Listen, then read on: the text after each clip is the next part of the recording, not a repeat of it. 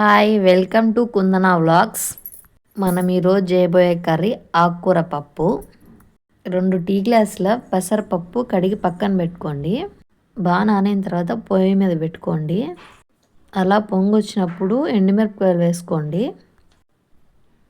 అలాగే ఒక 3 టమాటాలు కట్ చేసి కూడా వేసుకోండి.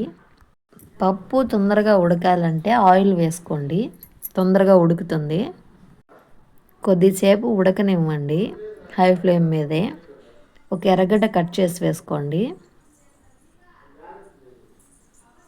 కాసేపు ఉడికిన తర్వాత ఓ నిమ్మకాయ సైజ్ అంత చింతపండు వేసుకోండి, సరిపోతుంది పులుపు. ఓ 10 మినిట్స్ ఉడకనివ్వండి. ఆకుకూర కడిగి పక్కన పెట్టేసుకోండి. పప్పు ఆ కంటెస్టీలో ఉడికితే సరిపోతుంది, వీడియోలో చూపించినట్లు. ఇప్పుడు ఆకుకూర దాంట్లో వేసేయండి, కలుపుకోండి.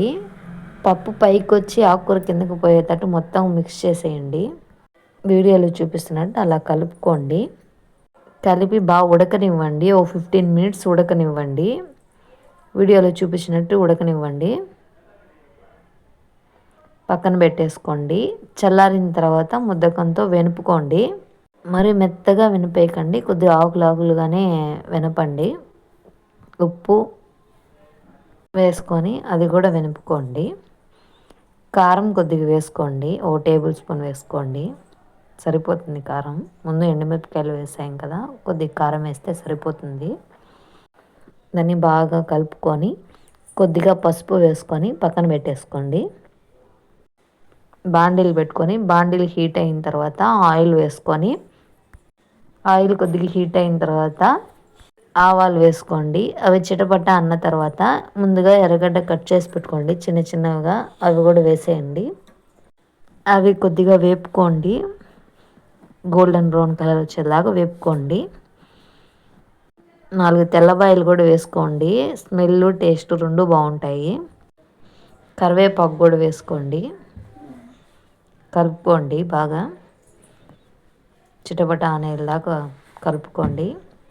దాన్ని పప్పులో వేసేయండి. ఉడికిన తర్వాత కొద్దిగా ఇంగు వేసుకోండి, కలుపుకోండి. కాసేపు ఉడకనివ్వండి, ఒక 15 మినిట్స్ ఉడకనివ్వండి. అలా బబుల్స్గా వచ్చిన తర్వాత ఒక బౌల్లో సర్వ్ చేసుకోండి. వేడి వేడి ఆకుకూర పప్పు రెడీ. మా ఛానల్ మీకు నచ్చితే లైక్, షేర్, సబ్స్క్రైబ్ చేసుకోండి.